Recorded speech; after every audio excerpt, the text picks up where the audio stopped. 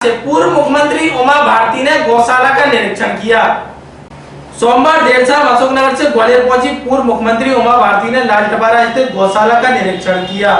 साथ ही उन्होंने हजारों की संख्या में गौवंश को देखकर प्रबंधन की प्रशंसा की।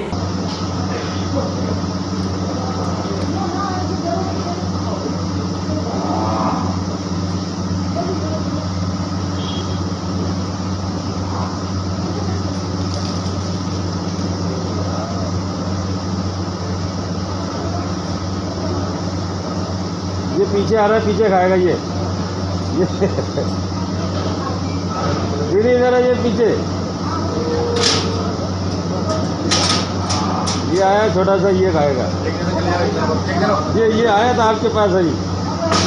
ग्वालियर में से चर्चा के दौरान पूर्व मुख्यमंत्री उमा भारती ने कहा, मॉडल गौशाला मान लेंगे, क्योंकि मैंने झांसी में ललितपुर में जब मैं सांसद थी तो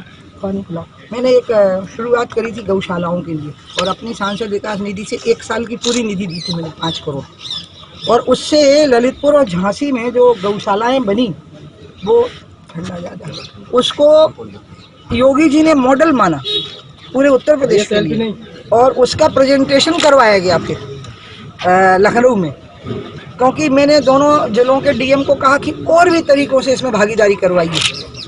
गौशाला की, और उन्होंने उस हिसाब से सरपंचों की, पंचायतों की, बंदूक के लिए लाइसेंस के लिए आवेदन देने वालों से भी शुल्क लिए गए, और वो गौशालाएं खड़ी हुई। और ज़मीन भी योगी जी ने बहुत दी, 100 एकड़ ज़मीन दी, 200 एकड़ ज़मीन दी। मुझे लगता है कि ये गौशाला भी जिस प्रकार से महाराज ने बनाई है, महाराज बहुत बड़े संत हैं, उनके सब मित्र हैं यहाँ पे जो शुरू से ही,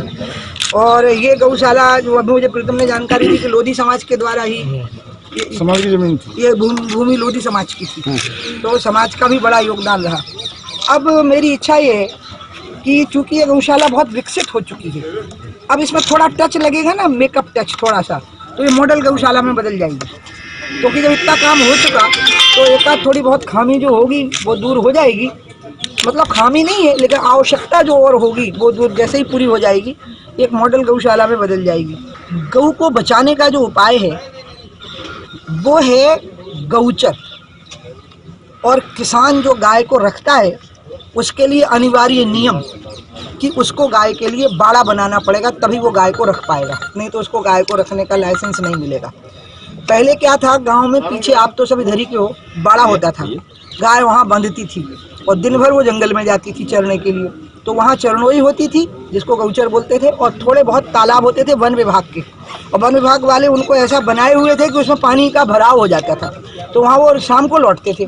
और शाम को आए तो पीछे बाड़े में बंध गए। अब क्या हो गया है, गौचर खत्म हो गया, अतिक्रमण हो गए हैं गौचरों पे, और बाड़े में घर बना लिए हैं लोगों ने, कमरे और बढ़ा लिए हैं, तो गाय अब सड़क पे रहती है या घर के सामने रहती है, इसलिए गऊ ज़्यादा मर रही हैं। इसलिए गौशालाओं का प्रयोग तो उन गायों के लिए है जो अनाथ हैं, लेकिन जिनका कोई मालिक है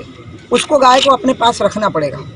वहीं पूर्व मुख्यमंत्री उमा भारती ने मीडिया से चर्चा कर कहा है कि ज्योतिरादित्य सिंधिया जब तक कांग्रेस में थे तब तक कांग्रेस की ज्योति जल रही थी, उनके बीजेपी में जाने से कांग्रेस की ज्योति बुझ चुकी है, इसलिए उपचुनाव में कांग्रेस सभी सीटें हारेगी।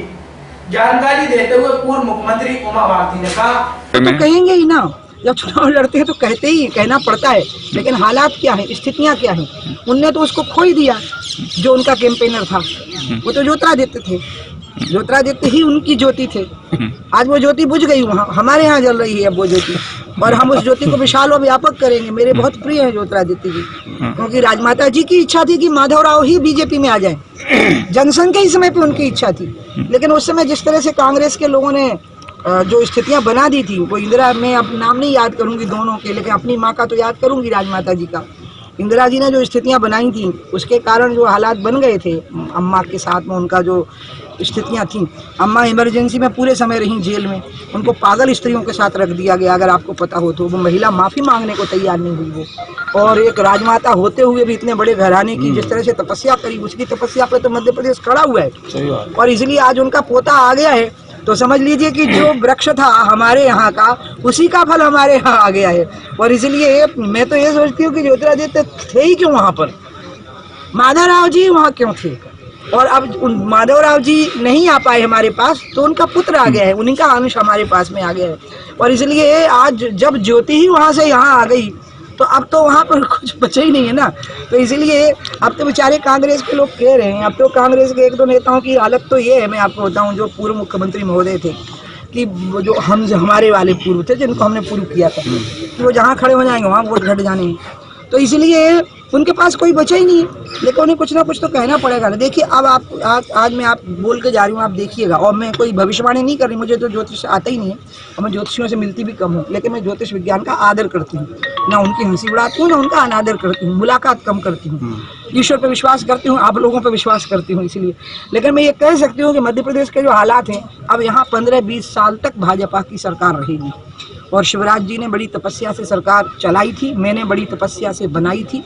उनने तपस्या से चलाई थी। अब वो वापस लौट आए हैं मुख्यमंत्री की हैसियत से, उनकी टीम लौट आई है और हम सब मिल के प्रयास कर रहे हैं। और अब हमारे सामने सिंधिया वंश का जो व्यक्ति हमारे साथ होना चाहिए था, वो हमारे साथ आ चुका है। हम परिपूर्ण हैं, पूर्ण प्रसन्न।